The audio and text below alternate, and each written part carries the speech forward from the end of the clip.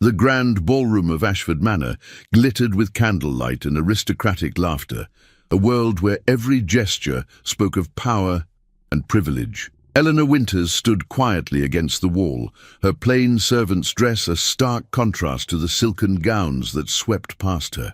She had learned to make herself invisible in these gatherings, to serve without being seen. But tonight, Duke Hartley's cold eyes had found her across the room, and his lips had curved into a cruel smile. What Eleanor did not know was that within moments her entire life would shatter before the gathered elite, and a secret buried for 20 years would tear through the carefully constructed lies of England's most powerful family. If you are listening to this story, do not forget to click the like button, subscribe to the channel, and tell me in the comments from which part of the world you are listening to this story. I want to know how far it has traveled. Eleanor Winters had known her place since the moment she could understand words. Born in the servants' quarters of Ashford Manor, she had grown up in the shadows of grandeur, where marble staircases spiraled toward painted ceilings and crystal chandeliers cast fractured rainbows across polished floors. Her mother, Martha Winters, had been the head housekeeper, a woman of quiet dignity who had raised Eleanor with firm instructions about the invisible line that separated them from the family they served. The year was 1873, and England's countryside sprawled in ordered perfection around the manor. Beyond the tall windows, manicured gardens stretched toward ancient oak forests, and tenant farms dotted the rolling hills like pieces on a chessboard. Inside, the world operated according to rules as rigid as iron, rules that Eleanor had memorized before she learned to read. She was 17 now, with dark chestnut hair that she kept pinned tightly beneath her white cap, and grey eyes that had learned to look down rather than meet the gaze of her betters. Her hands were small but strong from years of scrubbing floors, carrying heavy trays, and performing the 1,000 invisible tasks that kept the great house running. She moved through the corridors like a ghost, efficient and silent, exactly as a good servant should be.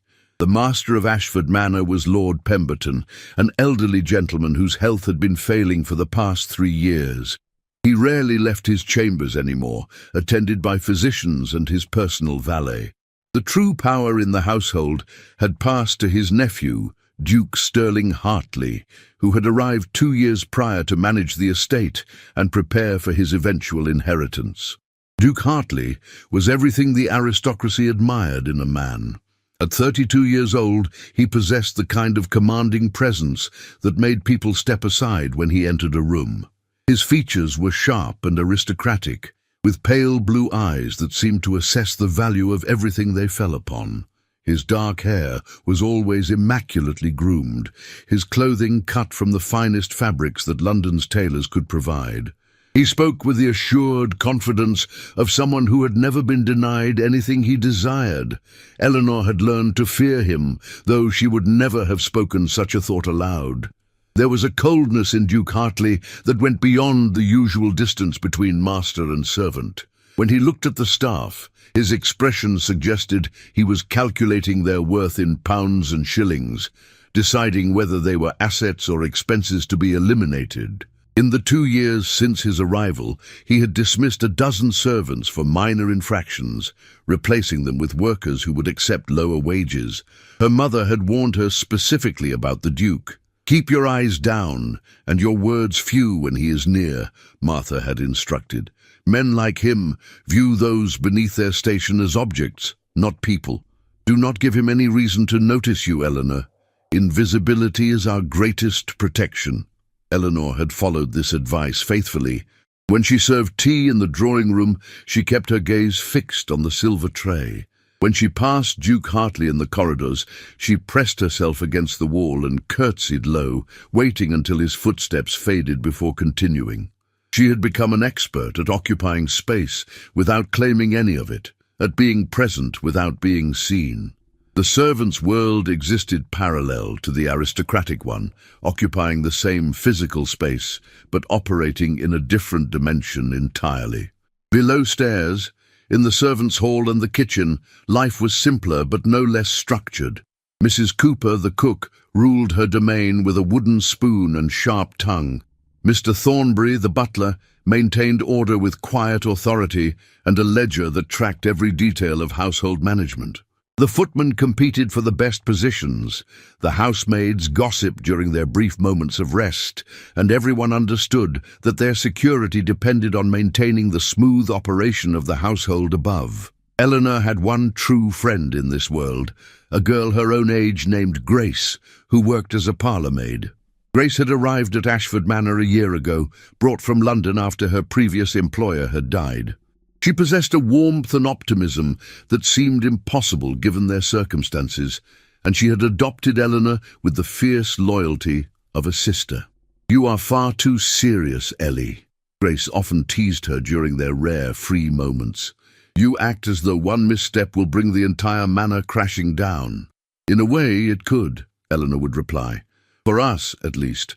We have no safety net, Grace. One moment of displeasing the Duke, and we would be on the street with no references and no prospects."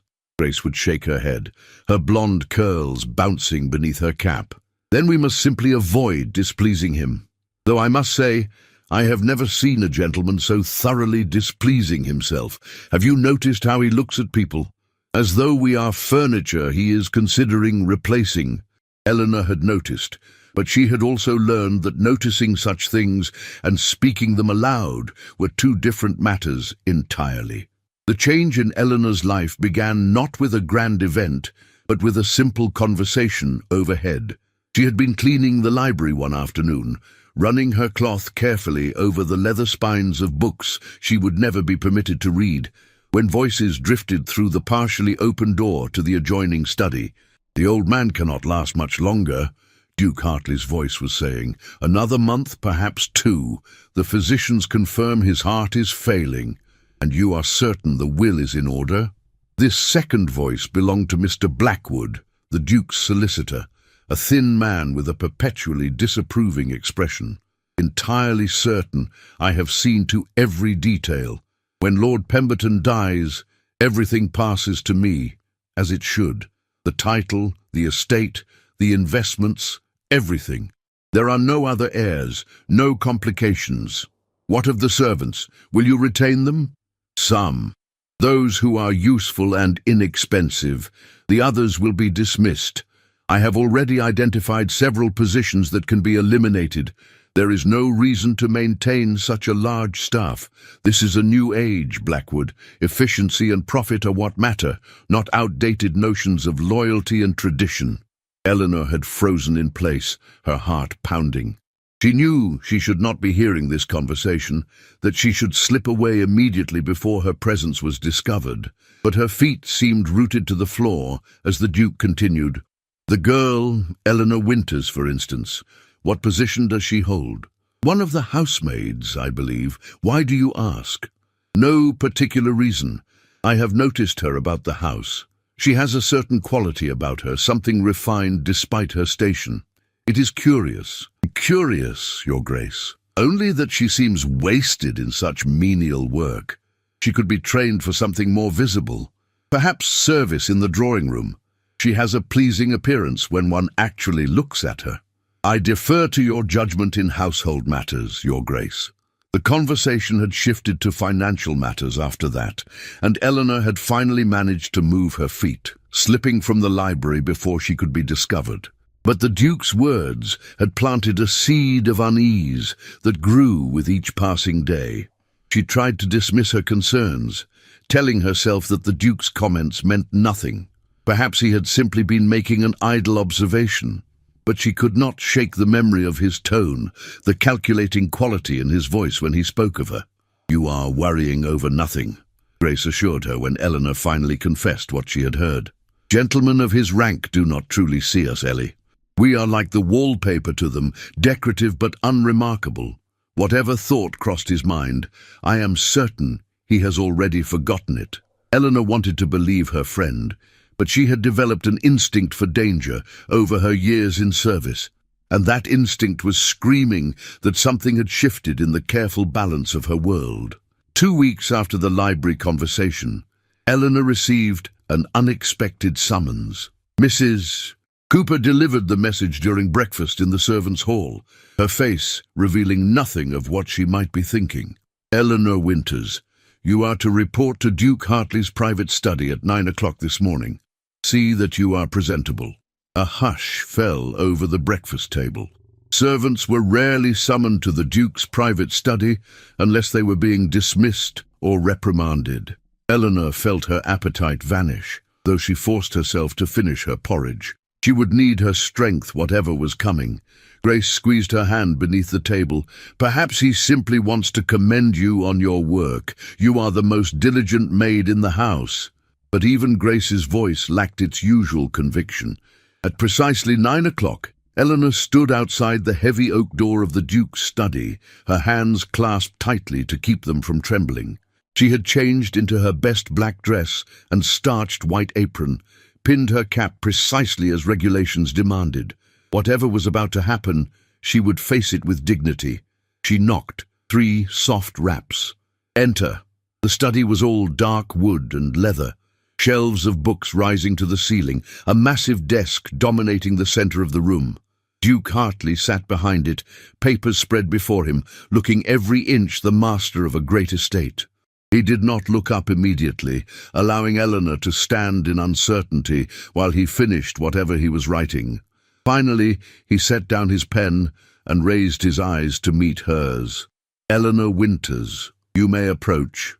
She stepped forward, stopping at the respectful distance from the desk, her gaze lowered. Look at me when I address you. Eleanor raised her eyes, feeling exposed under his cold examination. The Duke studied her for a long moment, his expression unreadable. How long have you served in this household? All my life, Your Grace. I was born in the servants' quarters. And your mother? Martha Winters, Your Grace. She was the head housekeeper until her death 3 years ago. Ah, yes, I recall. An adequate worker from what I understand, and you have followed in her footsteps, content to spend your life scrubbing floors and emptying chamber pots. Eleanor felt heat rise in her cheeks, but kept her voice steady. I am grateful for my position, Your Grace. I do my work to the best of my ability. To the best of your ability. Yes, tell me, Eleanor, have you never wondered if you were meant for something more than this? The question caught her off guard. I do not understand, Your Grace.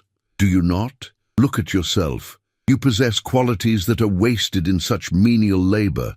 You speak well, better than most of your station.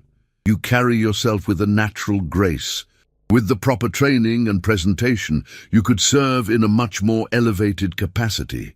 Eleanor felt a chill run down her spine, despite the Duke's seemingly complimentary words. There was something beneath them, something she could not quite identify, but that her instincts recognized as dangerous. I am content in my current position, Your Grace. Content? What a small word for a small ambition. But we shall see. I'm hosting a ball in 3 weeks' time, a gathering of the most important families in the county. I require additional staff for the event. You will be trained to serve in the ballroom itself, to carry refreshments among the guests.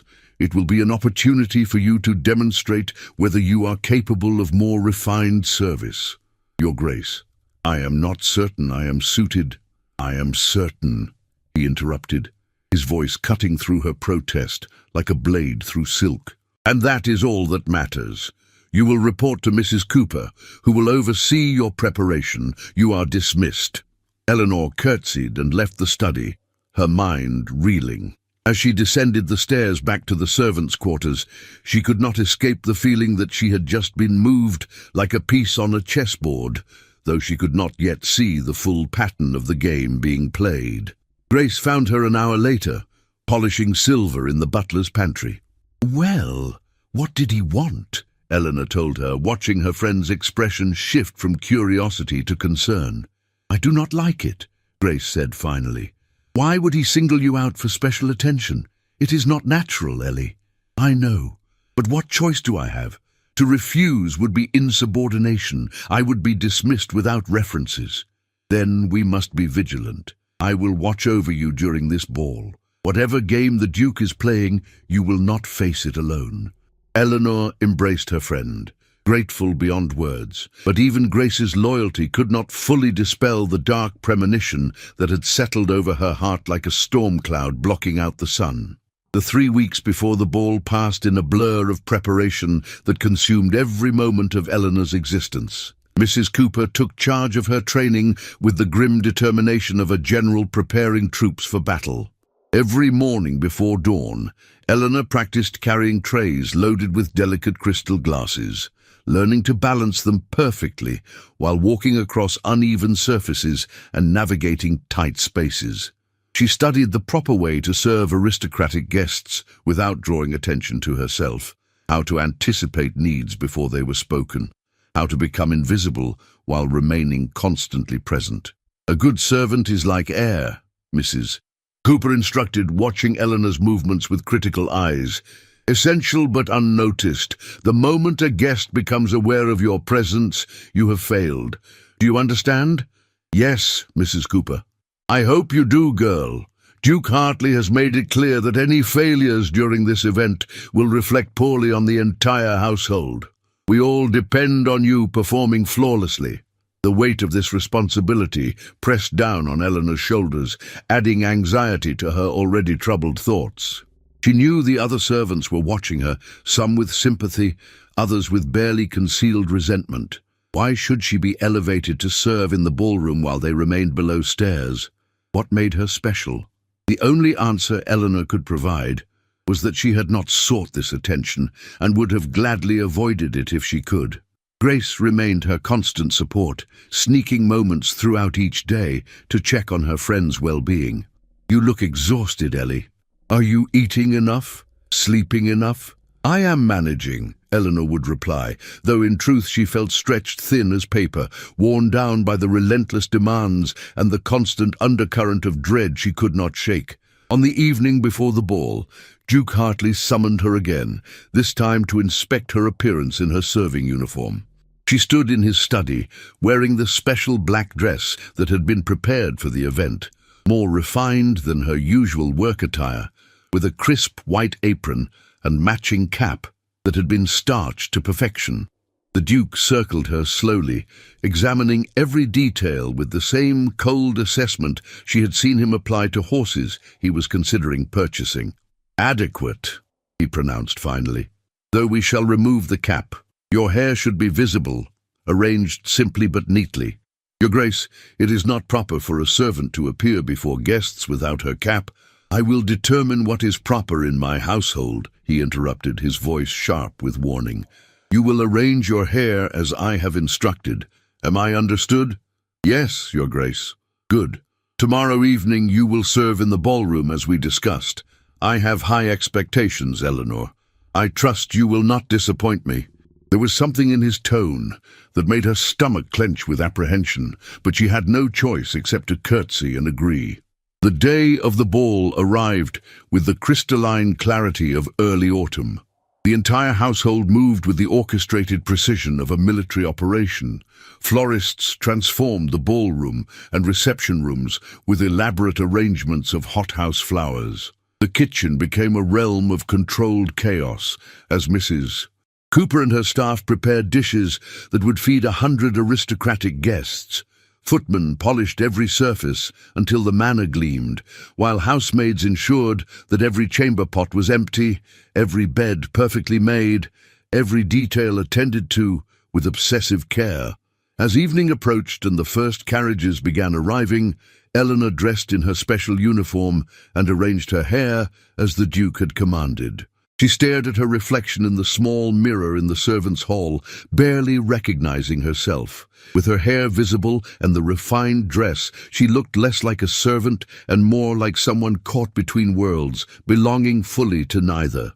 "You look beautiful," Grace whispered, standing beside her. "But Ellie, I have a bad feeling about tonight. Promise me you will be careful." "I promise. I will do my work and nothing more.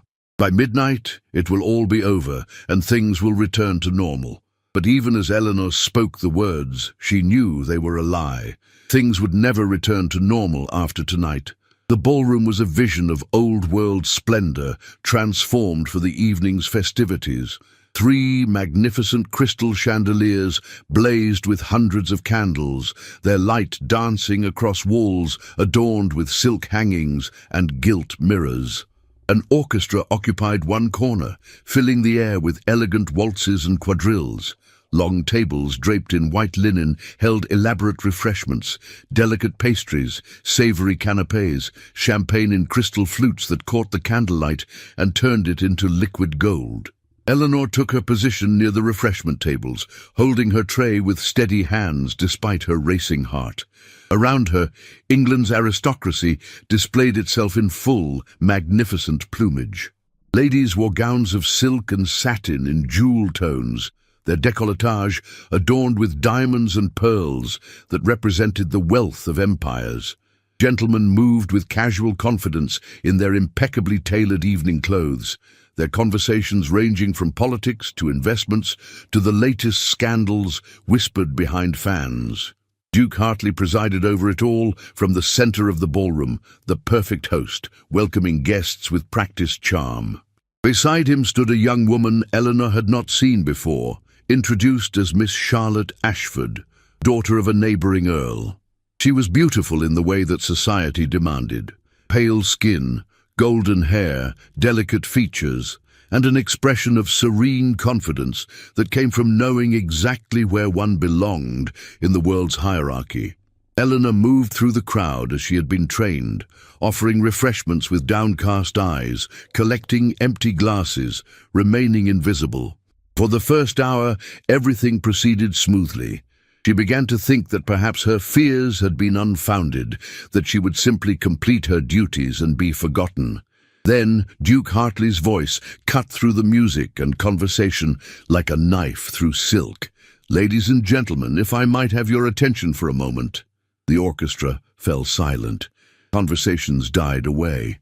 Every eye in the ballroom turned toward the Duke, who stood on the raised platform where the musicians had been playing. His face wore an expression of grave concern that Eleanor immediately recognized as false. "I regret that I must interrupt our pleasant evening with a matter of some urgency. It seems we have a thief among us." A collective gasp rippled through the assembled guests. Fans fluttered with increased agitation.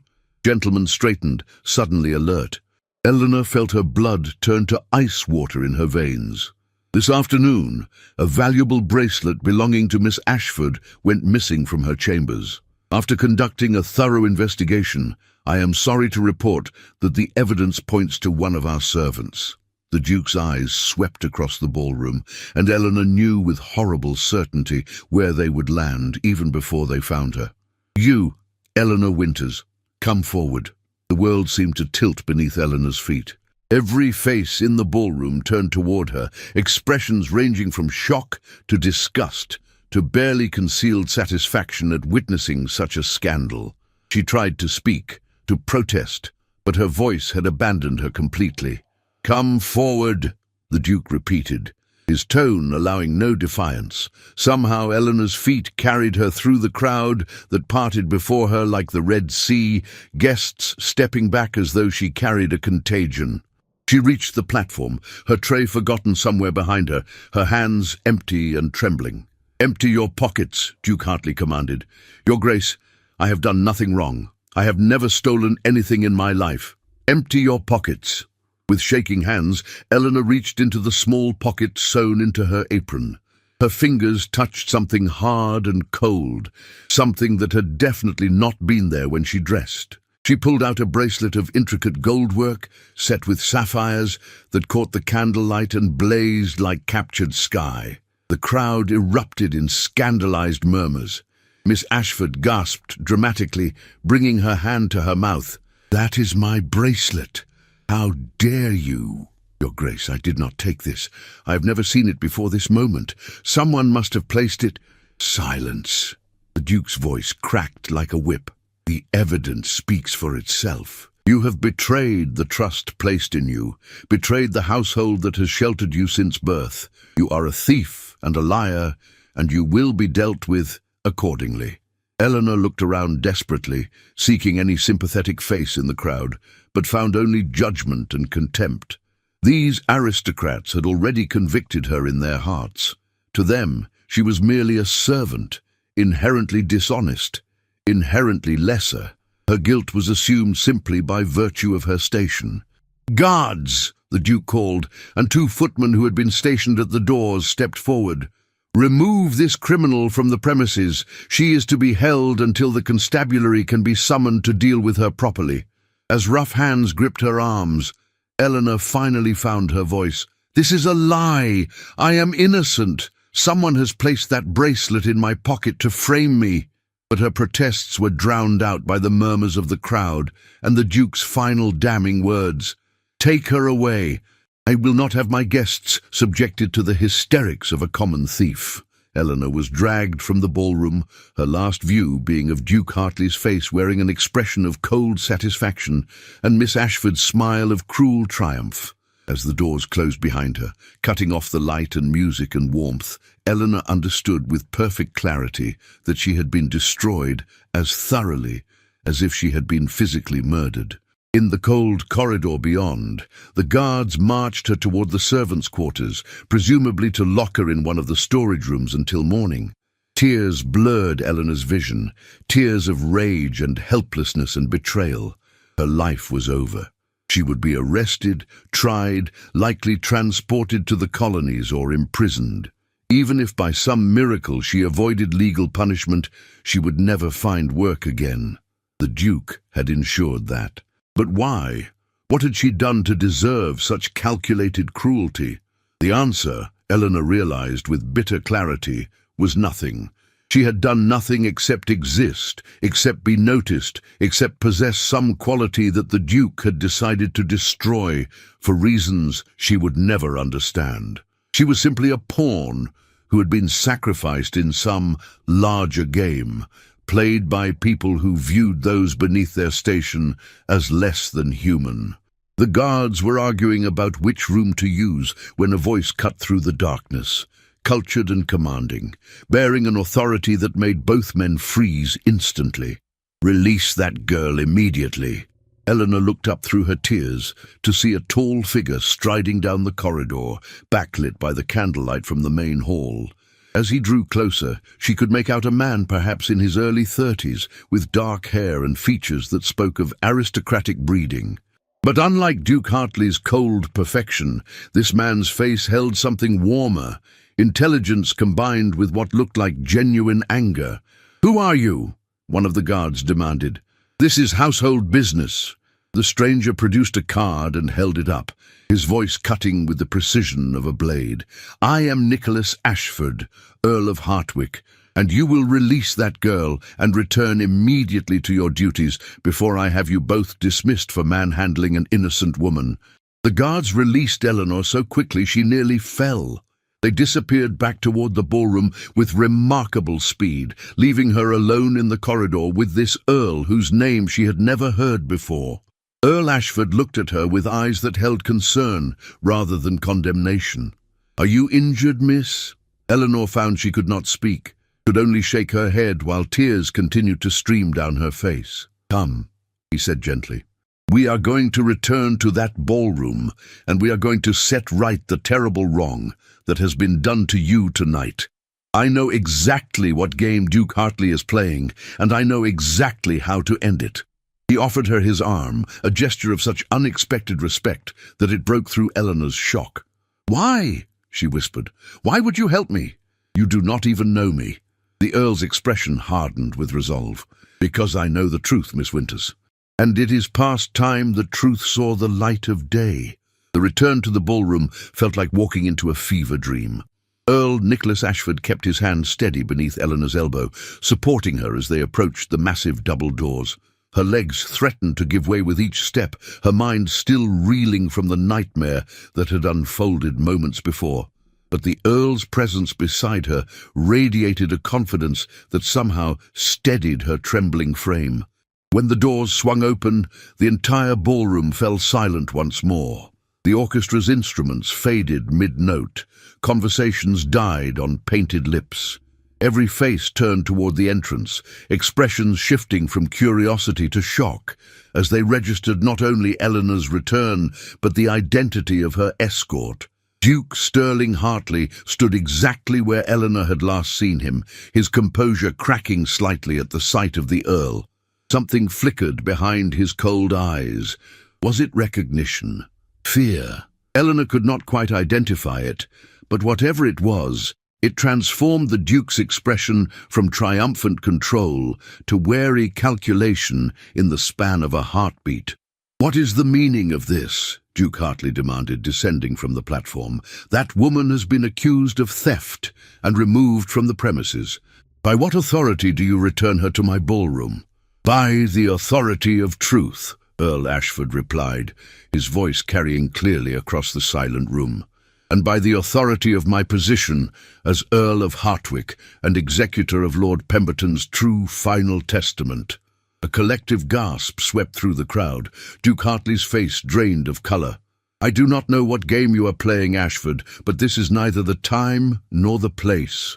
On the contrary, this is precisely the time and place." The Earl released Eleanor's arm and stepped forward, withdrawing a folded document from inside his coat. "Ladies and gentlemen, I apologize for the disturbance to your evening, but I am afraid you have been gathered here under false pretenses. The man you know as Duke Sterling Hartley, heir to Ashford Manor and Lord Pemberton's fortune, is in fact a usurper who has spent the last 2 years systematically destroying evidence of his predecessor's true wishes." Boom. The room erupted in shocked murmurs. Miss Charlotte Ashford pressed forward, her beautiful face twisted with confusion and anger. "Nicholas, what are you saying? Have you lost your senses?" "On the contrary, sister, I have finally recovered them." The Earl's gaze swept across the assembled aristocracy, ensuring every person heard his next words. 3 years ago, Lord Pemberton summoned me to London in my capacity as both a solicitor and a family friend. He was gravely ill and wished to ensure his affairs were in order. What he revealed to me was a truth that he had kept hidden for nearly 2 decades, a truth that Duke Hartley discovered and has been desperately trying to conceal. Eleanor stood frozen, unable to comprehend what was happening. Why was the Earl speaking of Lord Pemberton's testament? What did any of this have to do with her false accusation? Duke Hartley's hand had moved to grip the back of a nearby chair, his knuckles white with tension. "You are making wild accusations without proof." "I have proof." Earl Ashford held up the document. "This is Lord Pemberton's true will, properly witnessed and legally binding, which he entrusted to my keeping precisely because he feared what might happen if his nephew learned its contents before his death. And do you know what this will state, ladies and gentlemen?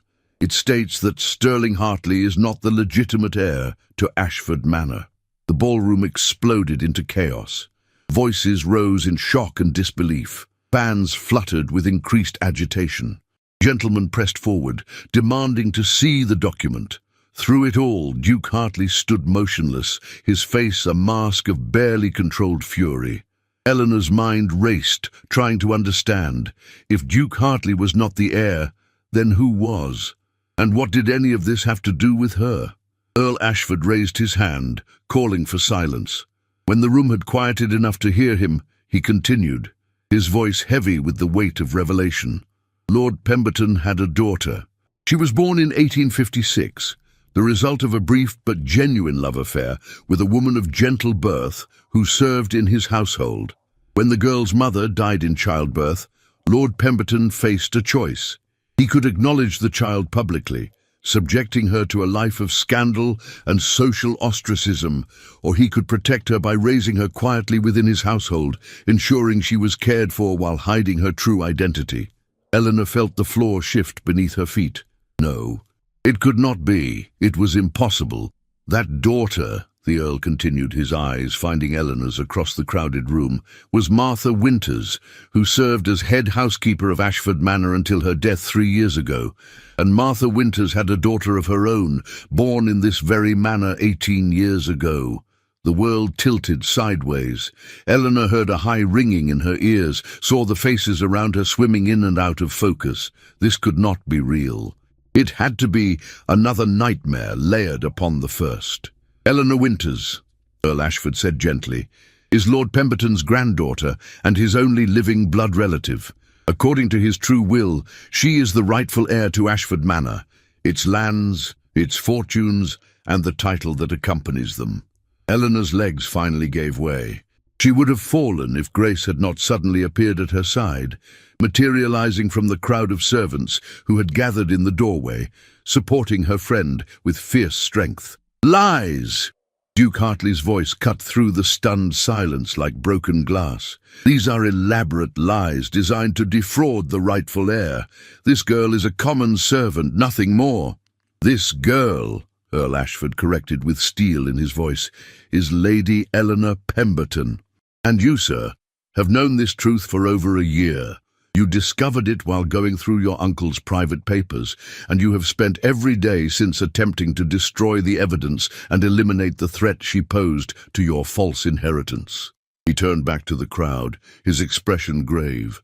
"Lord Pemberton entrusted me with copies of all relevant documentation, the record of Martha Winter's true parentage, witness statements from those who knew the truth, and most importantly, his clearly stated wishes that his granddaughter inherit everything upon his death. What I did not realize until recently was that Duke Hartley had discovered this secret and was actively working against it."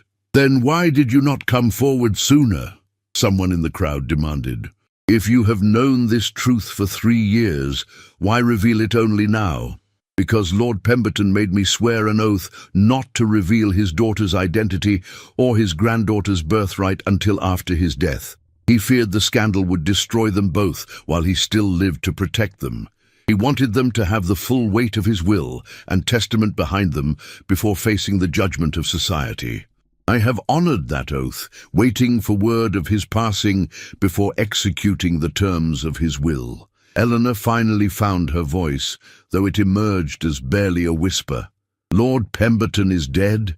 Earl Ashford's expression softened with sympathy.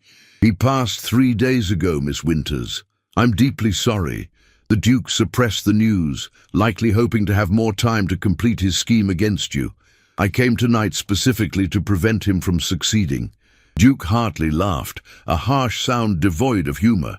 "You expect these people to believe this fantastical tale, that a housemaid is actually an heiress? It is absurd." "Is it?" The Earl's voice remained calm but implacable. "Or is it merely inconvenient for you? Tell me, Your Grace, how did Miss Ashford's bracelet come to be in Eleanor's pocket? Because I suspect if we examine the matter closely, we will find that you placed it there yourself, creating a convenient reason to have her arrested and removed from the picture before Lord Pemberton's death could be announced and his true will executed." Miss Charlotte Ashford gasped, her hand flying to her throat. "Sterling, tell me this is not true. Tell me you did not involve me in such a scheme." "Of course it is not true."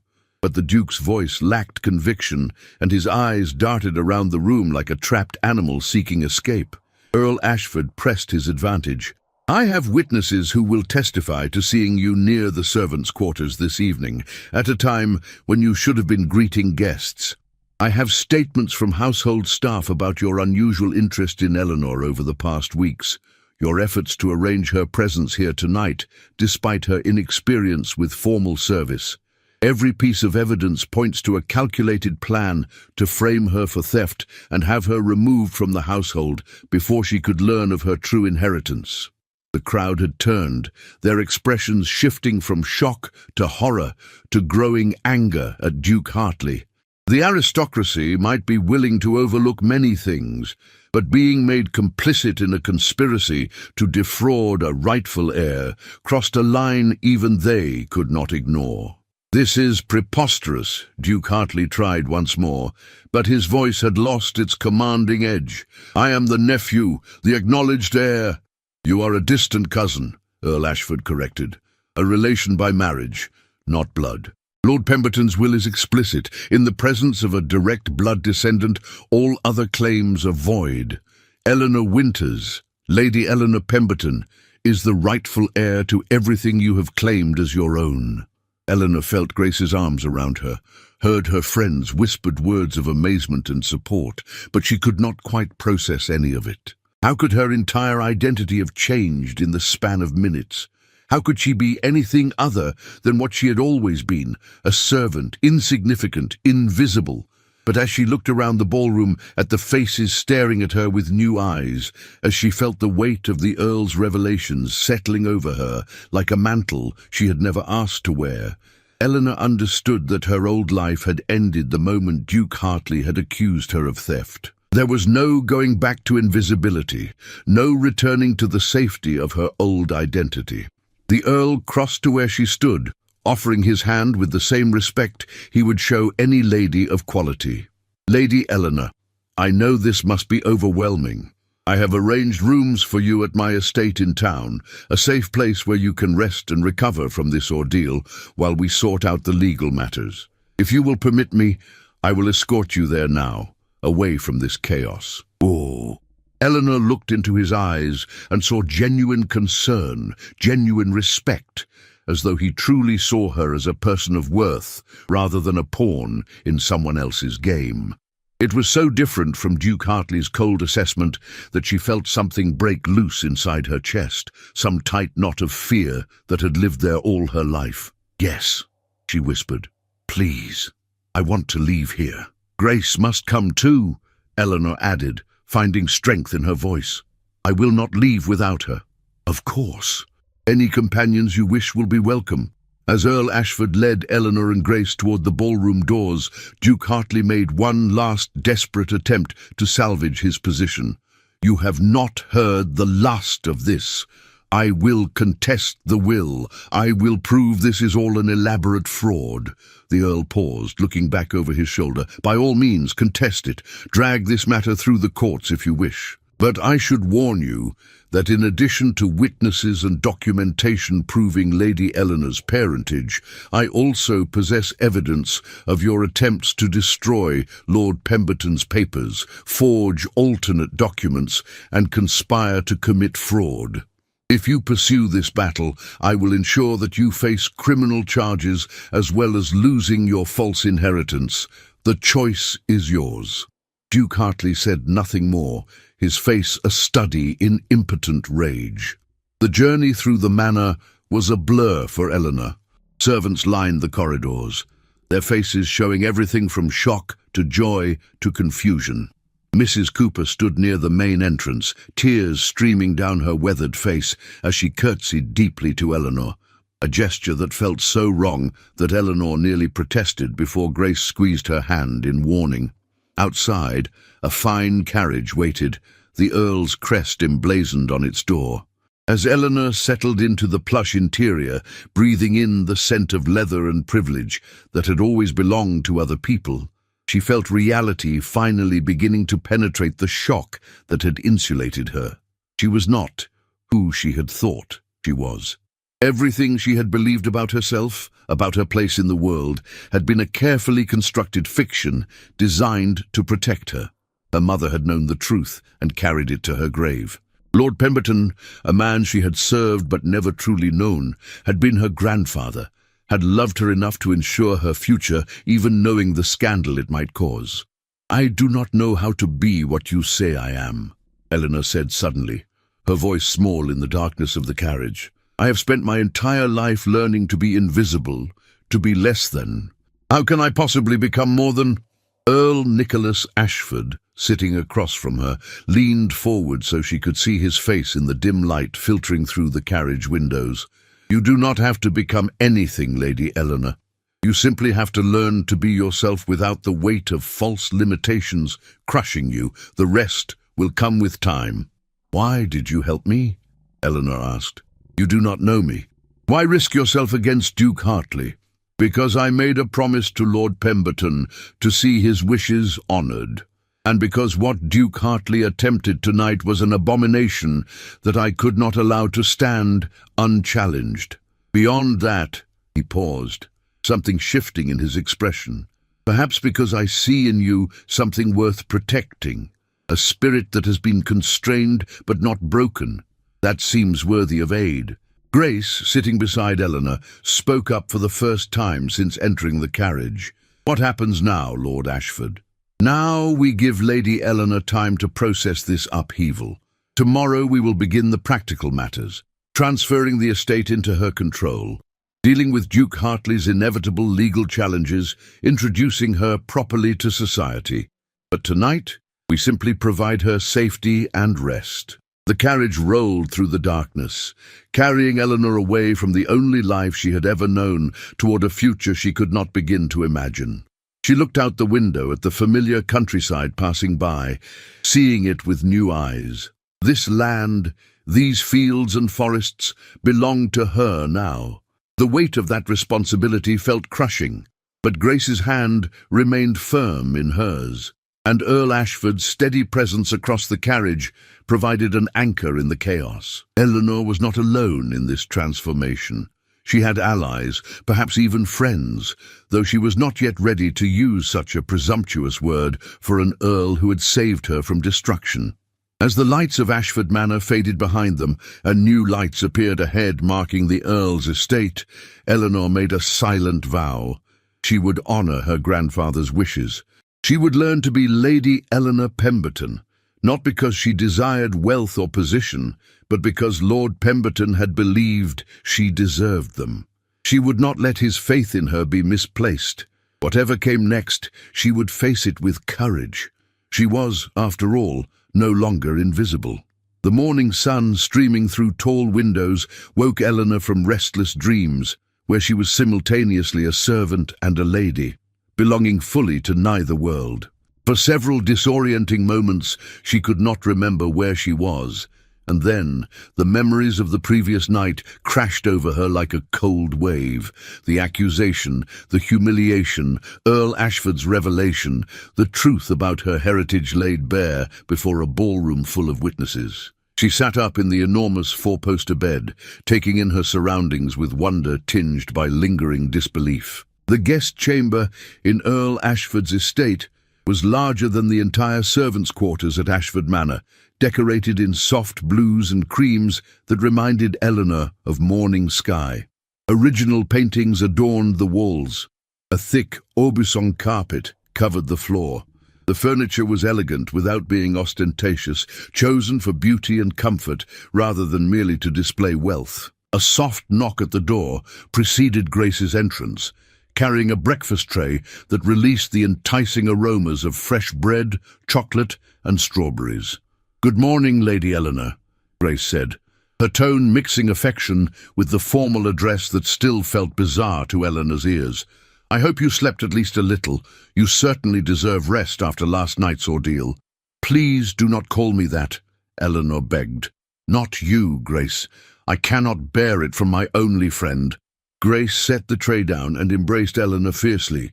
"You are still Ellie to me, always. But to the rest of the world, you must be Lady Eleanor now. It is what your grandfather wished, and it is what will protect you from people like Duke Hartley."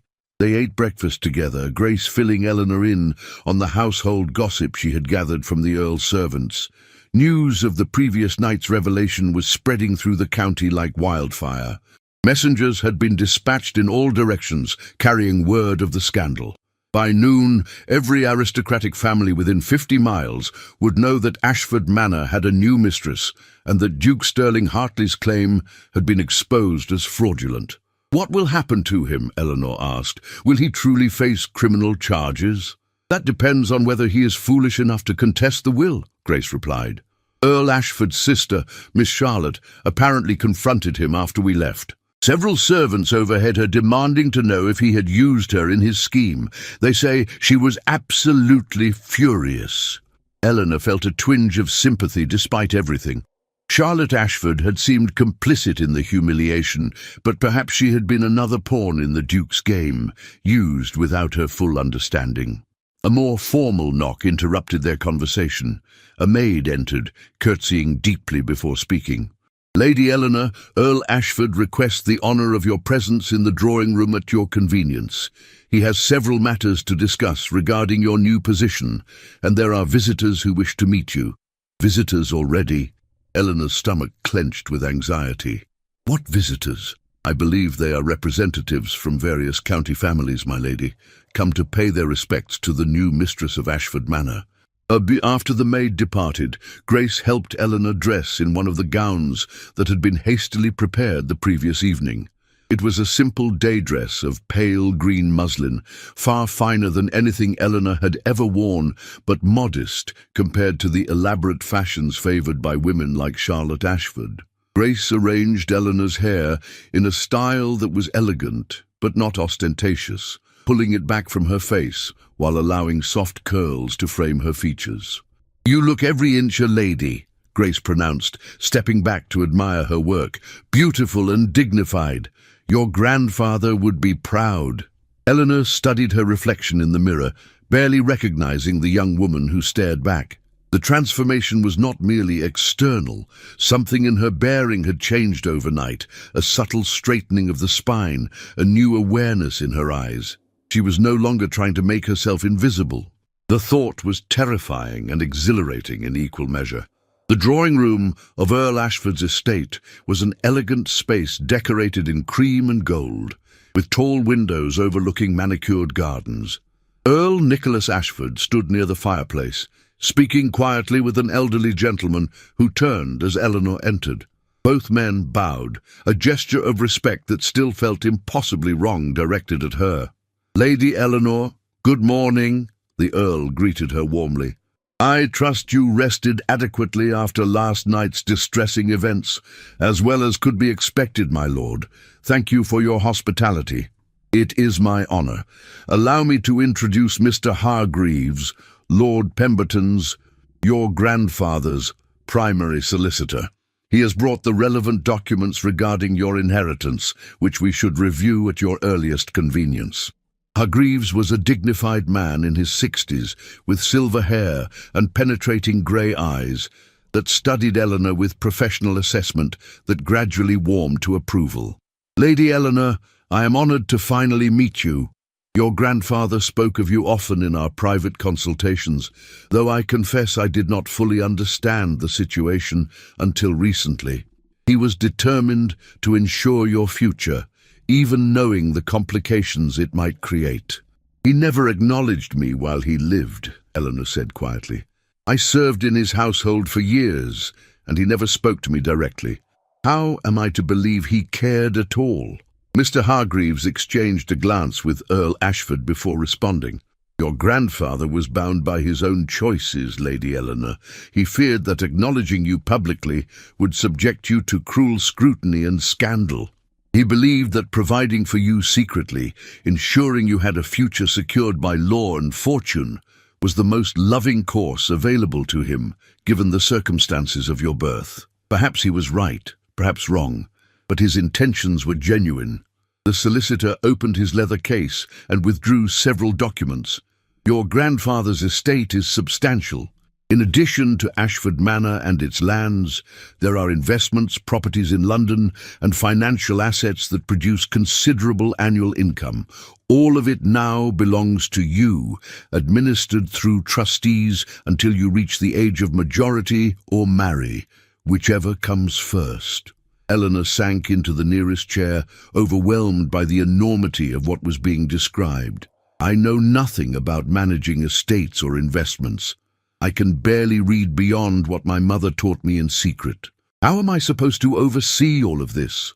"You will learn," Earl Ashford said firmly, crossing to sit near her, "and you will have advisers to guide you. Mr. Hargreaves, myself, and others who served your grandfather faithfully. You are not expected to manage everything alone, Lady Eleanor. That is what trustees and stewards are for." "But why you?" Eleanor looked at the Earl directly, the question that had been burning in her mind finally escaping. "Why would Lord Pemberton choose you as executor of his will? What connection do you have to him?" Nicholas Ashford's expression softened with memory. "Your grandfather and my father were close friends in their youth. When my father died and left me orphaned at 15, Lord Pemberton became my guardian, saw to my education, helped me navigate the responsibilities of my inherited title. He was as much a father to me as my own had been. When he needed someone trustworthy to execute his final wishes, someone who could stand against Duke Hartley's inevitable challenge, he knew I would honor my debt to him. And so you have." Eleanor said softly. "You saved me from disgrace and worse. I owe you everything. You owe me nothing except the courtesy of allowing me to fulfill my promise to a man I deeply respected. Beyond that, Lady Eleanor, you owe the world only what you choose to give it." Before Eleanor could respond, the butler appeared in the doorway. "My lord, the visitors have arrived. Shall I show them in?" Eleanor's hands clenched in her lap, but she nodded. There was no avoiding this. If she was to claim her inheritance, she had to face society's judgment. The visitors entered in a procession that felt choreographed. Lord and Lady Whitmore, the elderly couple who owned the neighbouring estate, Mr. and Mrs. Blackwell, prominent members of the local gentry, Sir Geoffrey Thornton and his wife, and several others whose names blurred together in Eleanor's anxious mind. They all offered stiff bows and curtsies, their expressions ranging from genuine curiosity to barely concealed skepticism. Lady Whitmore took the lead, her aristocratic features arranged in an expression of cool assessment. "Lady Eleanor, we felt it necessary to call upon you and ascertain the truth of last night's remarkable claims. You will understand, I trust, that such an extraordinary situation demands verification." "Of course, Lady Whitmore," Eleanor replied, managing to keep her voice steady despite her racing heart. "I understand perfectly.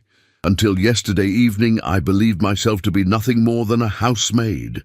This revelation has been as shocking to me as it must be to you."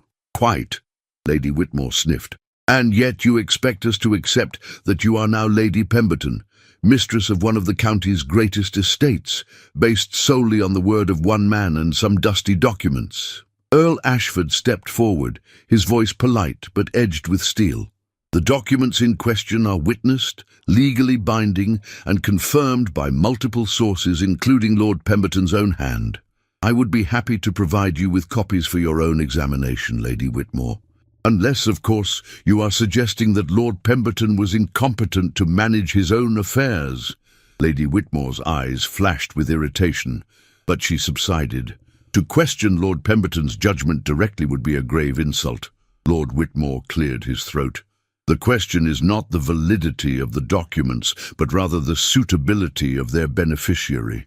This girl, forgive me, Lady Eleanor, has been raised as a servant. She has no education in the responsibilities of managing an estate or moving in society. How can she possibly fulfill the duties her new position demands? With the same determination and intelligence that allowed her to thrive, despite being denied the advantages of her birth," Earl Ashford replied. "Lady Eleanor will have tutors, advisors, and time to learn what she needs to know. She is young, adaptable, and far more capable than you give her credit for." "How very gallant of you, Lord Ashford," Mrs. Blackwell interjected, her tone suggesting the opposite of the compliment her words implied. "One might almost think you had a personal interest in defending this girl's claim." Eleanor felt heat rise in her cheeks at the insinuation, but before she could form a response, Earl Ashford laughed, a genuine sound free of mockery. "My interest, madam, is in seeing justice done and a friend's final wishes honoured. If you find that suspicious, I suggest you examine your own assumptions about what motivates people in positions of responsibility."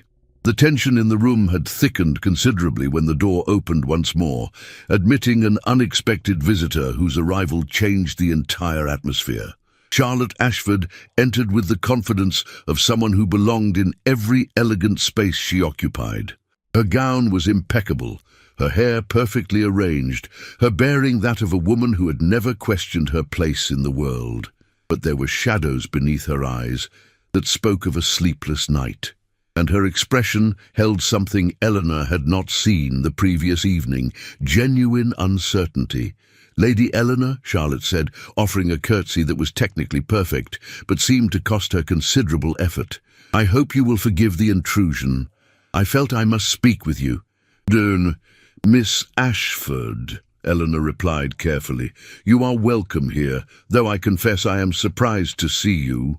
Charlotte glanced around at the other visitors, then back to Eleanor. "What I have to say should perhaps be said privately. But perhaps it is better spoken before witnesses. I owe you an apology, Lady Eleanor. I was complicit in Duke Hartley's scheme, though I did not fully understand its true nature until last night. When the room fell silent, everyone straining to hear this unexpected confession. Sterling, Duke Hartley, told me that you had been flirting with him inappropriately, attempting to use your position as a servant to gain his attention and favor. He said he needed to teach you a lesson, to put you in your place before you did something truly scandalous. I allowed him to use my bracelet in his plan because I believed I was helping to maintain proper social boundaries. Charlotte's voice wavered slightly, but she continued, I did not know the truth about your identity. I did not know he was attempting to destroy evidence of your rightful inheritance. Had I known, I would never have participated. I am deeply ashamed of my role in your humiliation. Eleanor studied Charlotte's face, searching for deception and finding only what appeared to be genuine remorse. Why are you telling me this now? Because my brother explained to me what Duke Hartley truly was attempting. Because I spent the night realizing how easily I was manipulated, how willing I was to believe the worst of someone based solely on their station in life. Because I would like to think that I am better than that, though last night proved otherwise. Charlotte took a step closer, her eyes meeting Eleanor's directly. I know I have no right to ask your forgiveness, but I am asking nonetheless, and I am offering whatever assistance I can provide as you navigate your new position. You will need allies who understand society's expectations, Lady Eleanor. I would like to be one of them, if you will permit it. Eleanor felt the weight of everyone's attention pressing down on her. This was a test, she realized. Her response to Charlotte's apology would tell these aristocrats much about her character, about whether she could rise above her servant's origins to exercise the judgment and grace expected of her new station. She stood, moving across the room until she stood directly before Charlotte. The other woman was several inches taller, dressed far more elegantly, possessed of every advantage of birth and education. But Eleanor no longer felt small in her presence.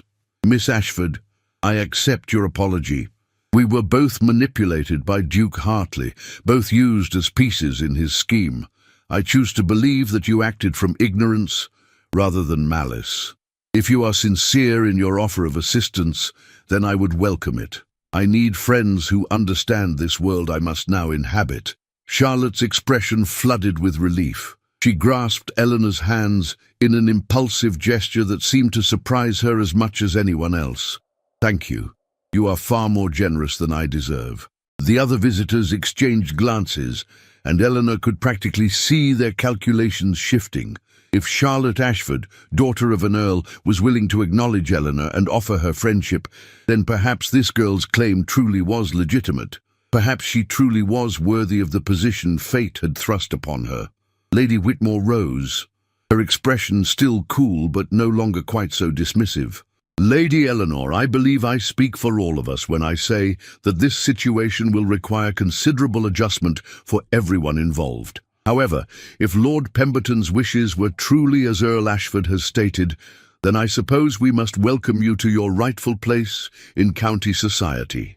It was not exactly a warm endorsement, but Eleanor recognized it for the victory it was. Thank you, Lady Whitmore. I hope in time to prove myself worthy of your acceptance.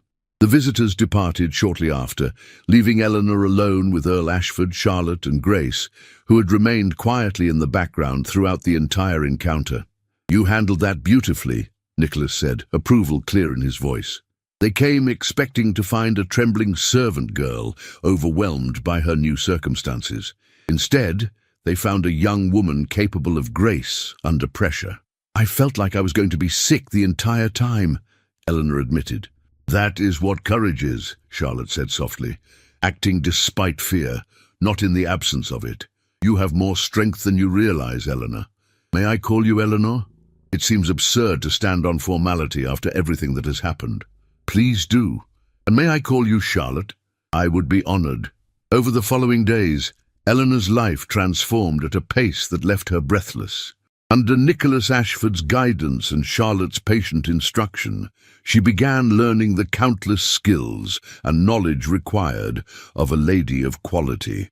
There were lessons in proper etiquette, in managing household accounts, in reading and writing beyond the basic level her mother had taught her. There were fittings for appropriate clothing, meetings with various estate managers and solicitors, introductions to the complex web of social obligations and expectations that governed aristocratic life. Through it all, Grace remained her constant companion, refusing to be relegated to servant status despite Eleanor's elevated position. "I do not care what title you carry," Grace said firmly, when Eleanor suggested she should perhaps maintain more proper distance.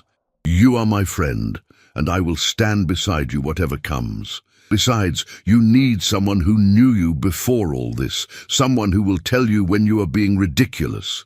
Nicholas Ashford visited daily, overseeing Eleanor's education with the dedication of a professor with a prized student. Eleanor found herself looking forward to his visits, not merely because he provided guidance in practical matters, but because he treated her as an intellectual equal, despite her lack of formal education.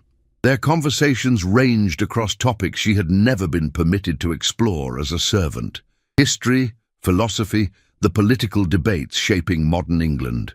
"You have a sharp mind," Nicholas observed one afternoon, as they reviewed documents related to Ashford Manor's tenant farmers. "Your mother must have been an excellent teacher to give you such a foundation, despite the limitations of your circumstances." "She was," Eleanor agreed softly. "I miss her terribly. I wish she could have seen this, could have told me the truth herself. Perhaps she wanted to.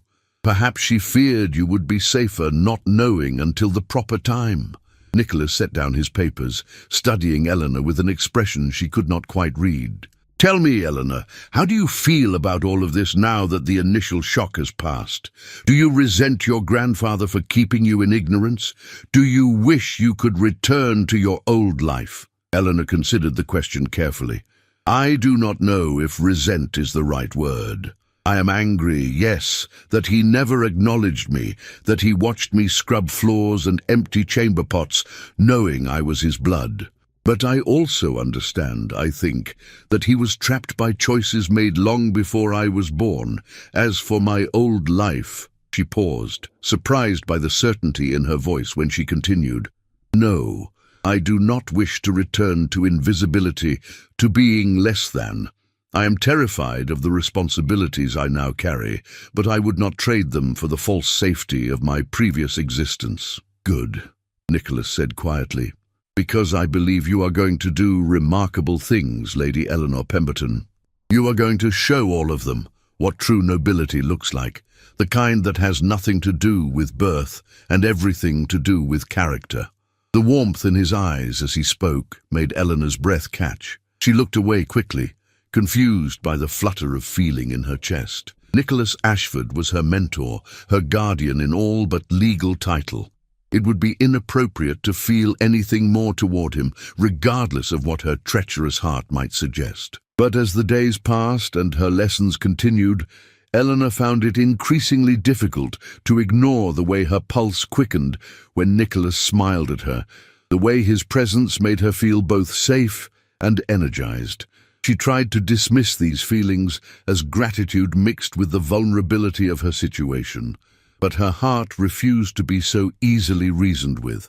Charlotte noticed, of course.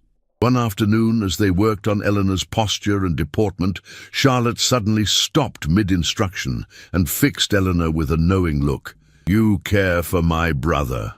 Eleanor felt her face flame with heat. "I am grateful to him for all he has done." "That is not what I said. I said you care for him, as in your feelings extend beyond mere gratitude." Charlotte's expression was thoughtful rather than judgmental. "Does he know?" "There is nothing to know. Earl Ashford is my guardian and advisor. Any other feelings would be entirely inappropriate." "Inappropriate," Charlotte repeated, a smile playing at the corners of her mouth. "Eleanor, you are now a lady of considerable fortune and impeccable lineage, even if society still whispers about the circumstances. My brother is an earl, yes, but one of modest fortune whose estate requires careful management. From a practical standpoint, you would be considered an excellent match for him, perhaps even a match above his station. The idea was so absurd that Eleanor actually laughed. You cannot be serious. I have been a lady for less than 2 weeks. I still barely know which fork to use at dinner. And yet you carry yourself with more natural dignity than women who have spent decades in society. You have intelligence, courage, and a good heart. Those qualities matter far more than knowing the proper order of cutlery. Charlotte's expression turned serious. I am not suggesting you declare your feelings or do anything improper. I am simply saying that you should not dismiss the possibility of happiness simply because you think yourself unworthy. My brother has been alone since his fiancée died 5 years ago. He has buried himself in work and duty, refusing to consider his own happiness. Perhaps you could be the person who reminds him that life contains more than obligation. Eleanor's chest tightened at the mention of a dead fiancé, a tragedy in Nicholas's past she had not known about. What happened to her? Influenza. It swept through London that winter and took her within days. Nicholas was devastated. I think part of him died with her. Until recently, I had not seen genuine light in his eyes when he spoke to anyone. But when he speaks to you, Eleanor, I see something awakening in him again. And I cannot help but hope that perhaps you both might find healing in each other's company. Before Eleanor could respond, Nicholas himself appeared in the doorway, holding a letter that bore an official-looking seal.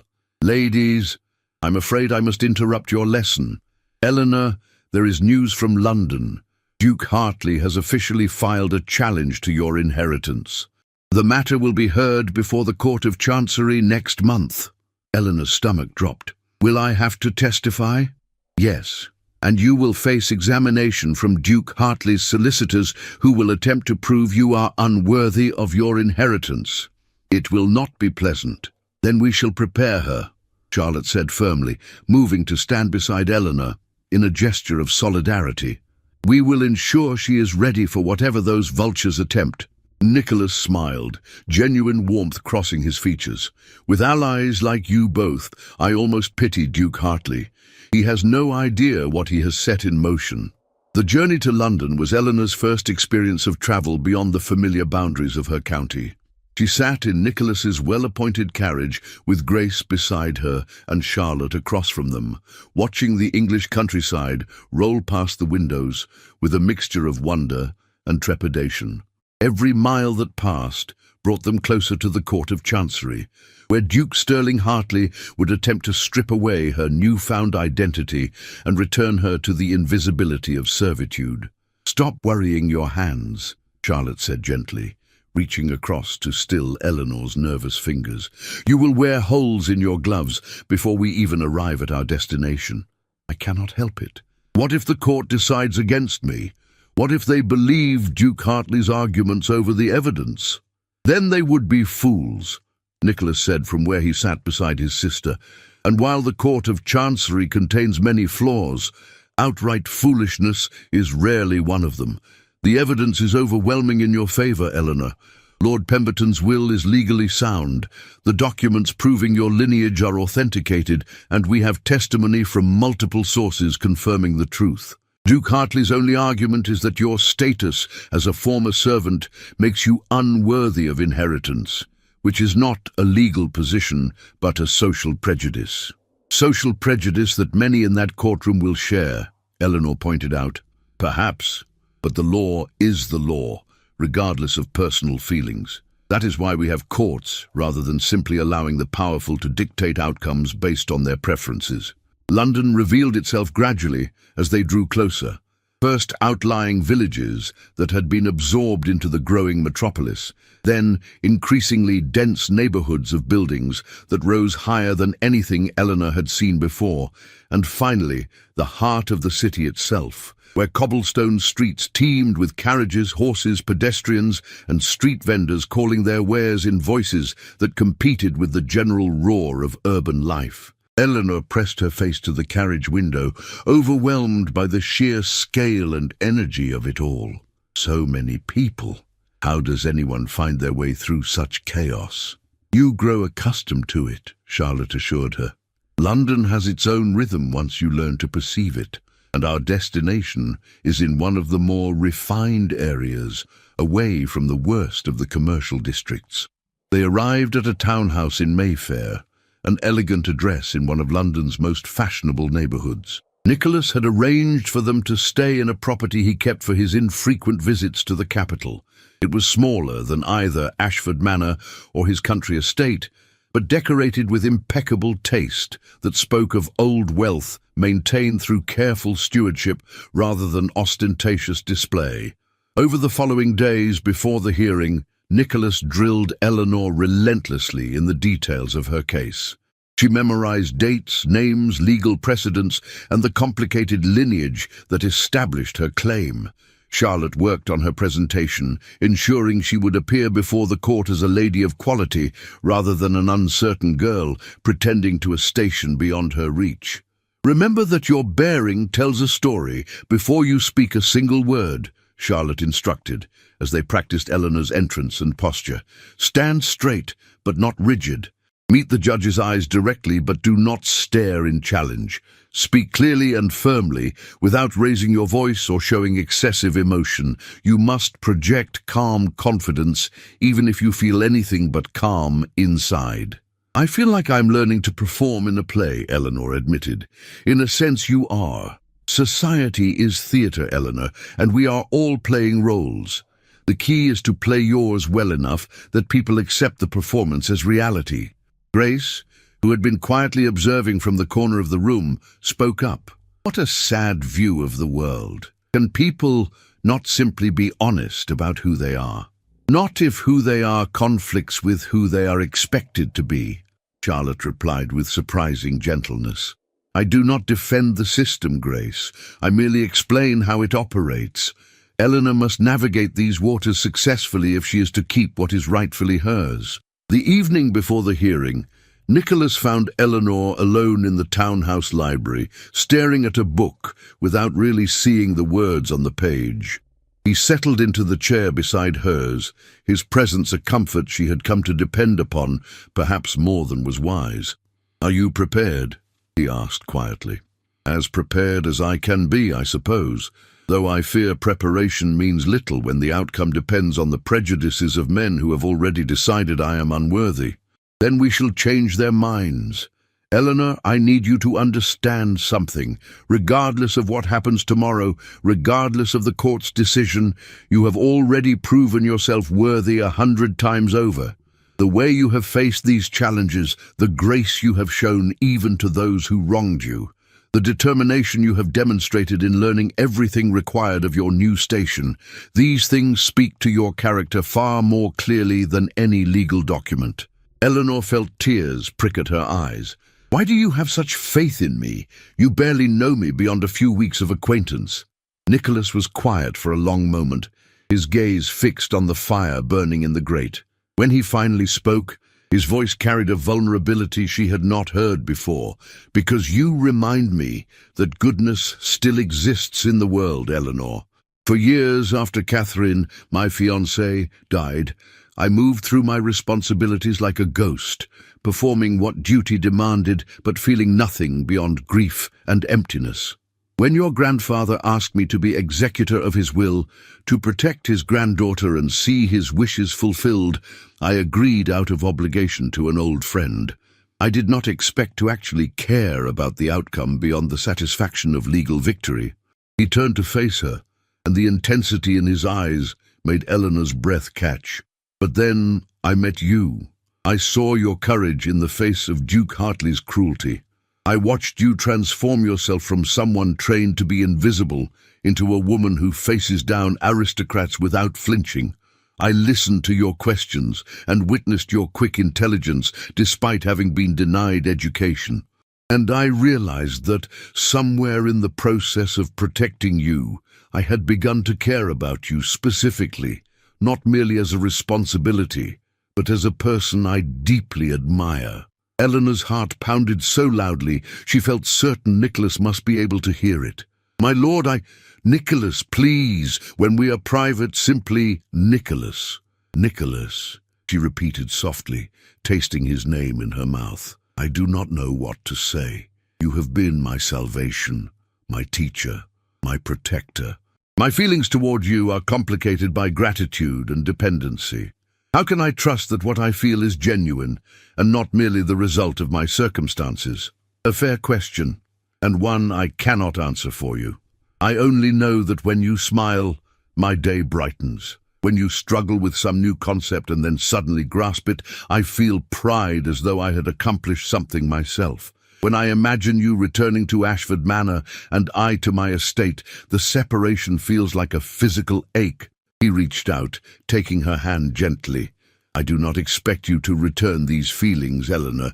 The distance between guardian and ward is substantial, and I would never abuse the trust placed in me. But after tomorrow, after the hearing, you will no longer be under my legal protection. You will be free to make your own choices, and I wanted you to know that among those choices, should you wish it, could be the choice of allowing me to court you properly.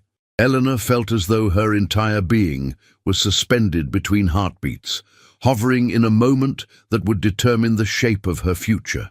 Nicholas Ashford was offering her not merely his protection or friendship, but the possibility of genuine partnership, of building a life together based on mutual respect and growing affection. I would like that, she whispered, very much. You have become essential to me in ways I barely understand. When I'm confused or afraid, I seek your presence. When I learn something new, my first thought is to share it with you.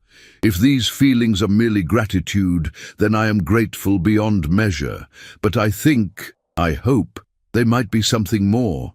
Nicholas raised her hand to his lips, pressing a gentle kiss to her knuckles that sent warmth flooding through Eleanor's entire body.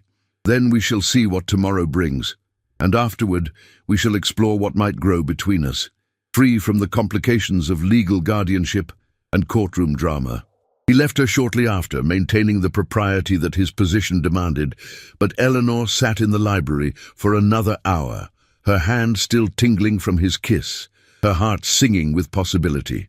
Whatever challenges tomorrow brought, she would face them knowing that she was not alone, that someone saw her not as a problem to be solved or a pawn to be moved, but as a woman worthy of respect and perhaps love. The Court of Chancery convened in a building of intimidating grandeur, all stone pillars and soaring ceilings that made the humans within seem small and insignificant.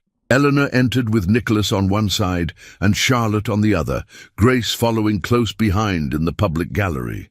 She wore a dress of deep blue that Charlotte had helped her select, elegant but not ostentatious, projecting quiet confidence and dignity. Duke Sterling Hartley sat at the opposing counsel's table with his solicitors, his face a mask of cold disdain. When his eyes met Eleanor's across the courtroom, she saw in them such concentrated hatred that she nearly faltered. But Charlotte's hand tightened on her arm in support, and Eleanor lifted her chin, refusing to be cowed. The panel of 3 judges entered, elderly men in their elaborate robes and wigs, their expressions revealing nothing of their thoughts. The lead judge, Lord Justice Pembroke, called the proceedings to order with a bang of his gavel that echoed through the chamber like a gunshot. We are gathered to hear the matter of Hartley versus Pemberton regarding the disputed inheritance of Ashford Manor and its associated properties. The petitioner, Duke Sterling Hartley, claims that the will of the late Lord Pemberton is invalid due to undue influence, and that the named heir, Miss Eleanor Winters, is unsuitable to inherit based on her status and upbringing. The respondent disputes these claims. We shall hear arguments from both parties. Duke Hartley's solicitor, a pinched-faced man named Wickham, rose to present the case for invalidating Lord Pemberton's will. His arguments focused on 2 main points. First, that Eleanor's status as a servant and illegitimate granddaughter made her unsuitable for inheriting a noble estate, and second, that Lord Pemberton must have been mentally compromised when he made his will, as no rational man would leave his fortune to an uneducated housemaid over his legitimate nephew. "My lords," Wickham argued, his voice dripping with disdain, "we ask the court to consider the practical realities of this situation. Miss Winters, despite her claimed bloodline, was raised as a servant. She can barely read or write. She has no understanding of estate management, no education in the responsibilities required of her claimed station. To place such a fortune in her hands would be to invite disaster for the tenants and workers who depend on Ashford Manor for their livelihoods." When it was Nicholas's turn to argue, he rose with calm authority that commanded the courtroom's attention. "My lords, the petitioner's arguments rest on social prejudice rather than legal foundation. Lord Pemberton's will is entirely valid under law. It was properly witnessed, executed while he was demonstrably of sound mind, and based on his deliberate choice to provide for his only blood descendant. The fact that circumstances required Miss Winters to be raised in service rather than acknowledged openly does not negate her bloodline or her legal right to inherit." He presented the documentation systematically, Lord Pemberton's private papers confirming Martha Winters' true parentage, witness statements from those who had known the truth, medical records proving Lord Pemberton's mental competence when he executed his will, and most compellingly Lord Pemberton's own written explanation of his choices. Lord Pemberton was constrained by decisions made decades ago, decisions he came to regret but could not undo without destroying the people he loved, Nicholas explained, his voice carrying clearly through the chamber. He chose to protect his daughter and granddaughter through legal means rather than social acknowledgement. That choice may have been difficult, even painful, but it was his right as the owner of his estate and his person. This court cannot invalidate a legally sound will simply because some find its terms socially uncomfortable.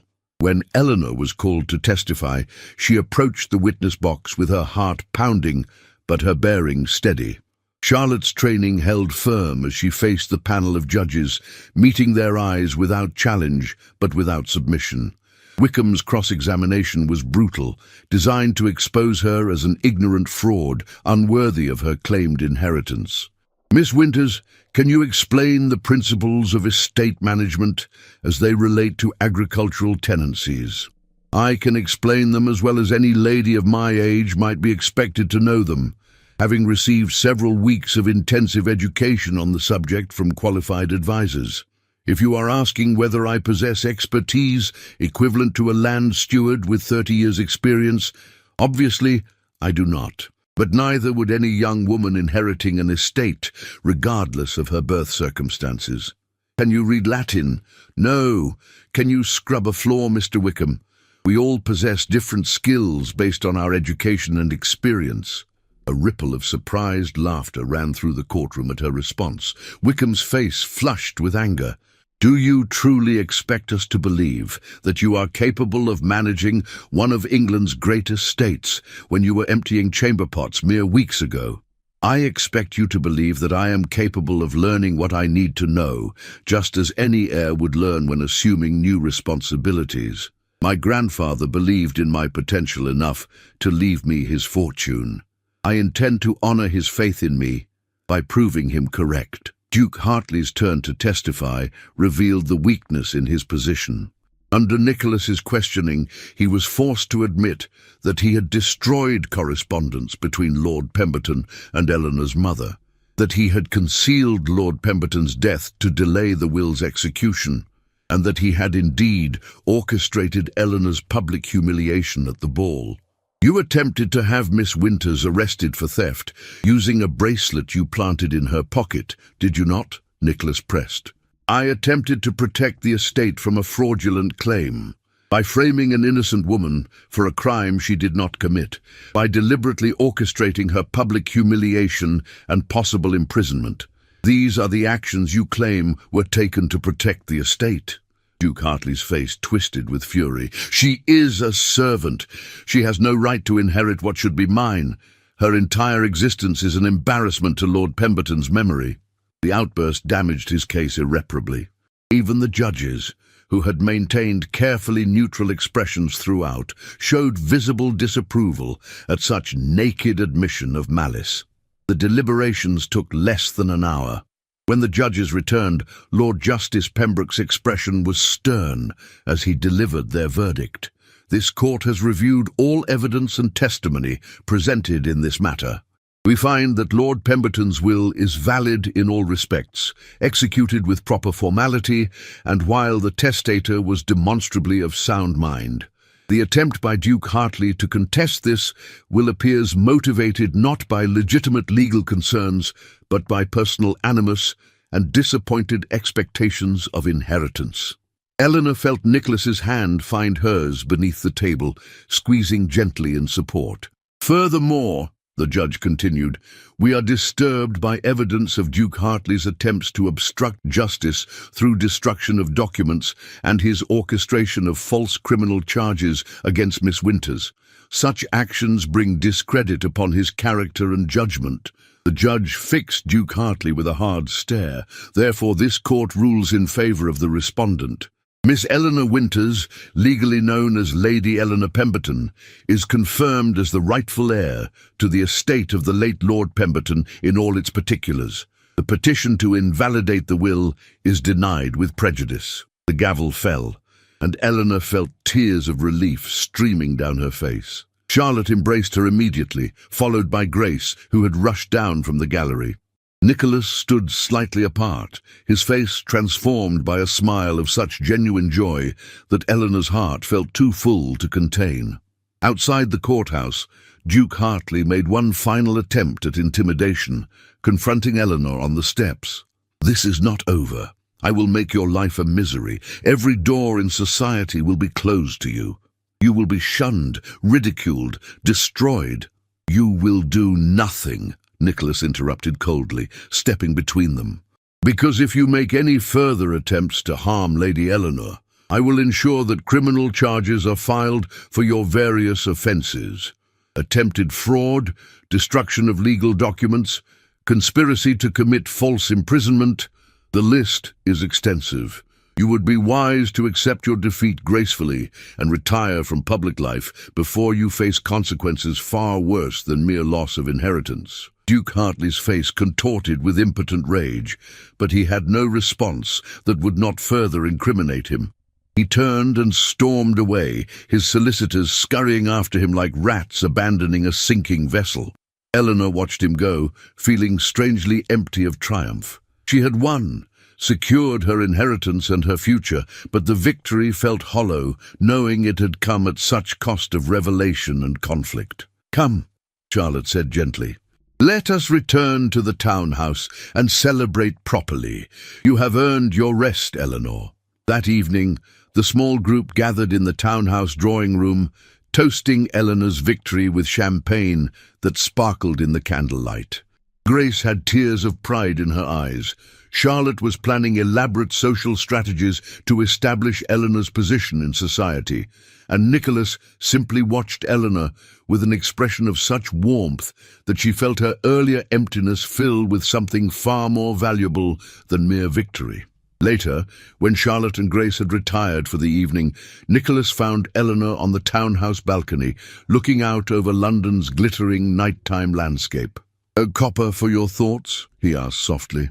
"I was thinking that I have everything I never knew I wanted, and yet part of me still feels like that girl scrubbing floors, certain this will all vanish when I wake." Eleanor turned to face him. "Does it ever feel real, Nicholas? Give it time. You have spent 18 years being one person and only weeks being another. The adjustment will not happen overnight." He moved closer, his presence warm in the cool night air. "But Eleanor, I want you to know that regardless of your title or fortune, I would feel exactly the same about you. The woman I have come to care for is not Lady Pemberton the heiress. She is simply Eleanor, who faces challenges with courage and treats even those who wronged her with more grace than they deserve. Simply Eleanor," she repeated softly. "I am not sure such a person exists anymore. Or perhaps she existed, but was never allowed to be real until now. Then we shall discover her together." Nicholas took her hand, his touch gentle but firm. "Now that the legal complications are resolved, now that you are no longer under my guardianship, I would very much like to begin courting you properly, if you will permit me." Eleanor looked up at him, at this man who had saved her, taught her, believed in her, and somewhere along the way had come to mean far more than any guardian or teacher should. The feelings she had been trying to suppress or rationalize flooded through her with undeniable force. "I would like that very much," she whispered. Nicholas smiled, that rare, genuine smile that transformed his usually serious features. He raised her hand to his lips once more, but this time the kiss lingered, full of promise and possibility. Tomorrow they would return to the county, to Ashford Manor, and the responsibilities Eleanor must learn to shoulder. There would be challenges ahead, social obstacles to overcome, and a household to manage. But tonight, standing on a London balcony with Nicholas's hand in hers, and the future stretching before them like an unwritten page, Eleanor felt something she had never experienced in her life as a servant: genuine hope for happiness. 6 months had passed since the Court of Chancery's verdict, and autumn had transformed Ashford Manor's grounds into a tapestry of gold and crimson. Eleanor stood at the window of what had been her grandfather's study and was now hers, looking out over the estate that still sometimes felt like a dream she might wake from at any moment. The transformation of both the manor and its mistress had been gradual but profound. Under the guidance of competent stewards and with advice from Nicholas and Charlotte, Eleanor had proven herself a capable manager of her inheritance. She had toured every tenant farm, learned the names of every family who worked the land, and made improvements that balanced traditional practices with emerging agricultural innovations. Where Duke Hartley had viewed the estate purely as a source of income to be maximized, Eleanor understood it as a community of interconnected lives for which she bore responsibility. The changes showed everywhere. The tenant cottages had been repaired, new schools established for workers' children, and fair wages instituted that made Ashford Manor a desirable place of employment rather than a position accepted out of desperation. Eleanor's most controversial decision had been abolishing several of the more arbitrary rules that had governed servants' lives, treating the household staff with the respect born of having lived among them. "You coddle them," Lady Whitmore had sniffed during one of the social calls that had become more frequent as Eleanor's position solidified. "Servants require firm management, not sentimentality."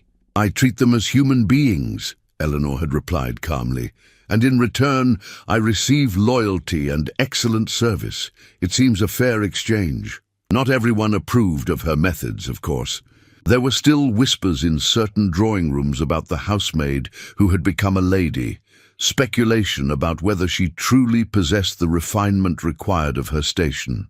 But Eleanor had learned to distinguish between criticism that mattered and prejudice that simply had to be endured until time eroded it.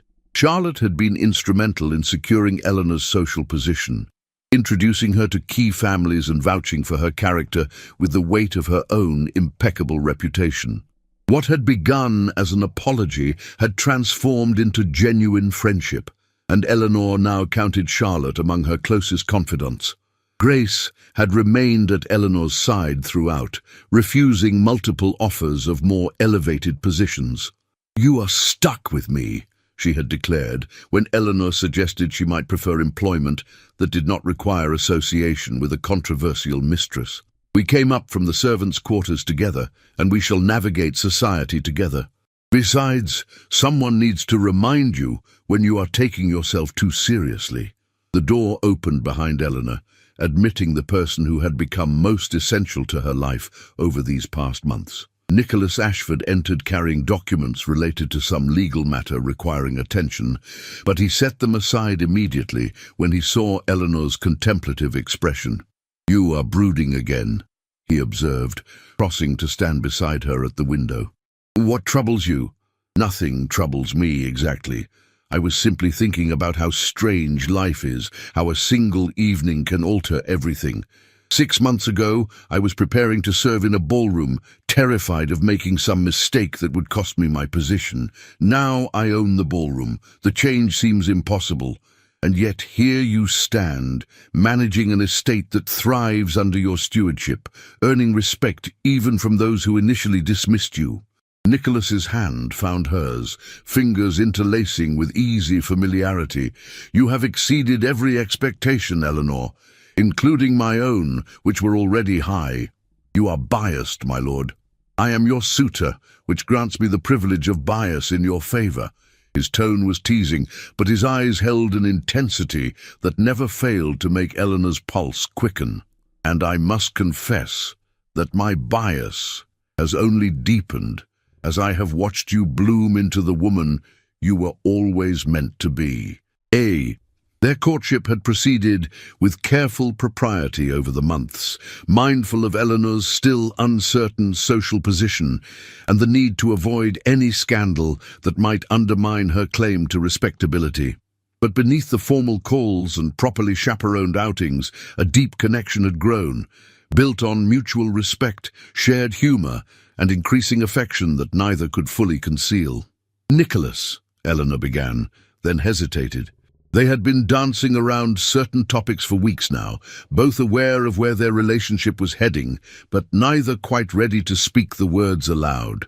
"What do you see when you look at me now? Not what I have become in terms of position or property, but who I am as a person." He was quiet for a moment, his gaze searching her face with the thorough attention he brought to everything he cared about.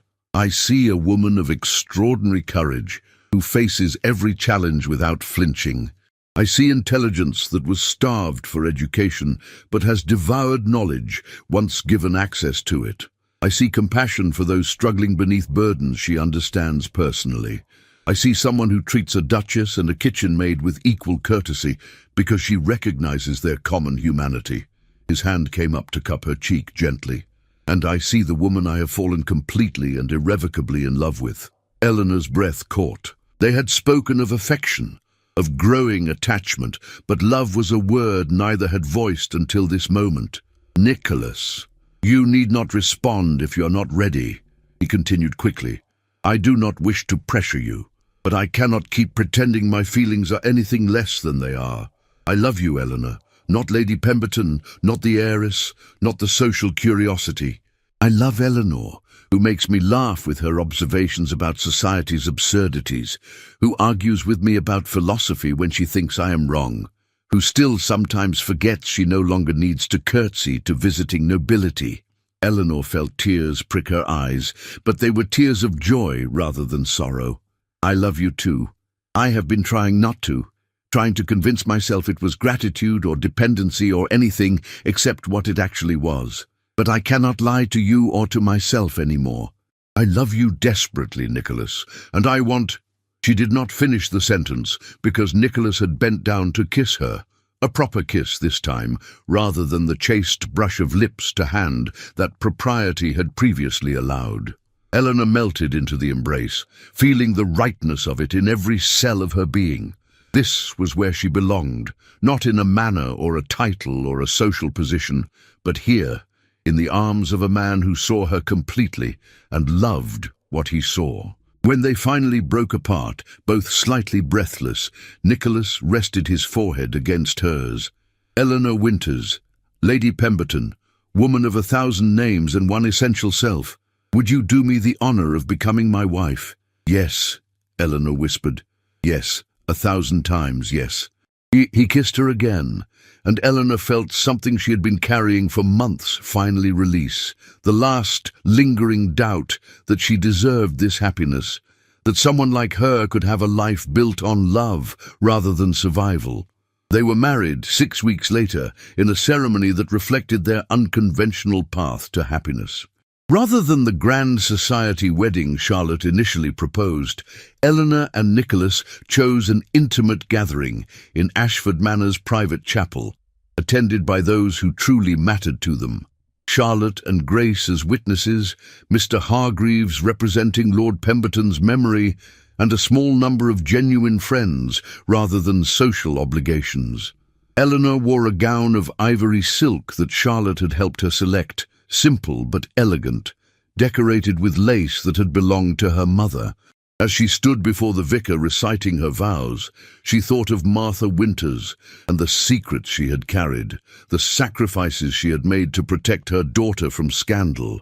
Eleanor wished desperately that her mother could have seen this day, could have known that her daughter had found not merely security, but genuine love. But perhaps Martha was watching somehow, Eleanor thought, as Nicholas slipped the ring onto her finger. Perhaps both her mother and grandfather were present in spirit, pleased that their carefully laid plans had resulted not just in Eleanor's material security, but in her happiness. The wedding breakfast was a joyful affair, filled with laughter and music and the warmth of people who cared for each other genuinely rather than out of social obligation. Grace gave a speech that had everyone in tears one moment and laughing the next, recounting Eleanor's journey from terrified housemaid to confident lady with a blend of humor and affection that captured their friendship perfectly. To Eleanor, Grace concluded, raising her glass, who proves that where you start matters far less than who you choose to become. May you bloom brilliantly wherever life plants you. To Eleanor, the gathered guests echoed, and Eleanor felt her heart might burst from the fullness of it all. Later, as carriages departed and the manor settled into evening quiet, Eleanor and Nicholas walked through the gardens that Eleanor's mother had once tended as part of her duties. The autumn air was crisp with the promise of coming winter, but Eleanor felt only warmth. "Are you happy?" Nicholas asked, his arm around her waist as they strolled past flower beds being prepared for dormancy. "Happier than I ever imagined possible. Sometimes I still expect to wake up and find myself back in the servants' quarters. All of this just a beautiful dream. If you do, I shall wake up beside you, which will confirm it is reality. Dreams do not include handsome earls as husbands." Eleanor laughed, swatting his arm playfully. "Your humility is truly inspiring, my lord. I am merely stating facts, my lady. Besides, you married me. Your judgment in selecting handsome earls is clearly impeccable." Their laughter faded into comfortable silence as they reached the small family cemetery at the edge of the gardens. Lord Pemberton's grave bore a simple marker bearing his name and dates, and beside it a newer stone for Martha Winters that Eleanor had commissioned. The inscription read, "Martha Winters, beloved daughter and mother, who carried her burdens with grace and courage." Eleanor stood before the graves, Nicholas's presence steady beside her. "Thank you," she whispered, "for protecting me, for planning my future, even when it meant you could not acknowledge me, for believing I could be more than circumstances tried to make me." No answer came, except the rustle of wind through dying leaves, but Eleanor felt a sense of peace settle over her nonetheless. The past, with all its pain and secrets, could not be changed, but she could honor it by living the future they had tried to secure for her. "Come," Nicholas said gently, "it grows cold, and your new home awaits." "Our home," Eleanor corrected, taking his hand. "Everything I have is ours together now." They walked back toward the manor, its windows glowing with welcoming light against the deepening dusk. This house that had been both prison and sanctuary, site of her humiliation and ultimately her triumph, was now truly home in a way it had never been before.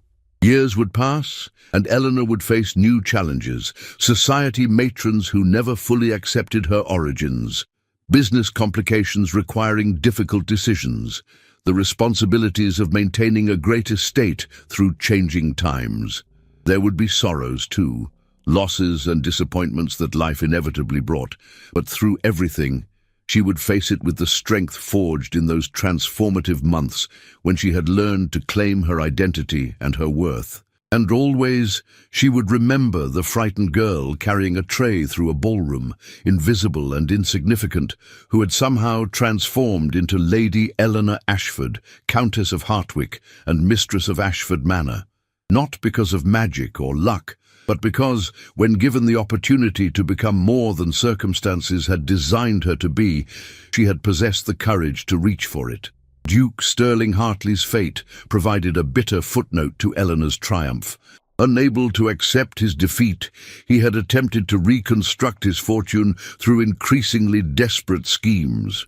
Within 2 years, he had fled to the continent to escape creditors, his reputation destroyed and his title hollow without the estate that had given it meaning. Eleanor occasionally heard reports of his movements, always declining further into poverty and obscurity. She felt no satisfaction in his downfall. The cruelty he had shown her had stemmed from his own desperation and inability to accept that worth was not determined by birth alone. In the end, Duke Hartley had destroyed himself far more thoroughly than Eleanor could ever have managed, victim of his own inability to adapt when the world refused to conform to his expectations. Charlotte, who had witnessed her former suitor's decline, shared the final news one afternoon during tea at Ashford Manor. Sterling has been seen in Paris, gambling away what little money his mother manages to send him. It is a pathetic ending for someone who once seemed to have everything. He did have everything, Eleanor replied quietly, but he could not see value in anything except what society told him was valuable. That is the real tragedy. You are more charitable than he deserves. Perhaps, but I have learned that carrying anger and resentment only poisons the person carrying it. Sterling Hartley has no power over my life anymore. Why should I waste energy hating him? Charlotte smiled, shaking her head in wonder. You continue to surprise me, Eleanor. Most people in your position would demand vengeance. I have something better than vengeance. I have a life I love, work that matters, and people who care for me. That is the greatest victory possible. Dad, as winter turned to spring and spring to summer, as Eleanor and Nicholas's first child was born, a daughter they named Martha in honor of Eleanor's mother, as the estate flourished and their happiness deepened, Eleanor often thought about the title of a book she had once glimpsed in Lord Pemberton's library, Great Expectations. Her own life had proven that expectations, whether low or high, mattered less than what one did when given opportunity. She had bloomed where she was planted, first in the constrained space of service, making beauty even in that restrictive environment, and then in the expansive soil of her inheritance, growing into something she could never have imagined in those early years. The location changed, but the essential nature remained. Eleanor, who met challenges with courage, treated people with dignity, and believed that circumstances could be transformed through determination and hope. On quiet evenings, when she and Nicholas sat in the library after putting their daughter to bed, reading companionably beside the fire, Eleanor would sometimes catch her reflection in the darkened window. The woman looking back was elegant and confident, secure in her position and her worth, but if she looked closely, she could still see the girl underneath, the one who had scrubbed floors and learned to be invisible. Both versions were real, both were her, and together they made her whole. If you have been listening to this story, thank you for joining me on Eleanor's journey from the servants' quarters to the mistress's chamber. If you enjoyed this tale of courage, transformation, and finding love where you least expect it, please click the like button, subscribe to the channel for more dramatic historical stories, and tell me in the comments which part of Eleanor's story resonated most with you. Your engagement helps these stories reach listeners around the world who need to hear that their beginnings do not determine their endings.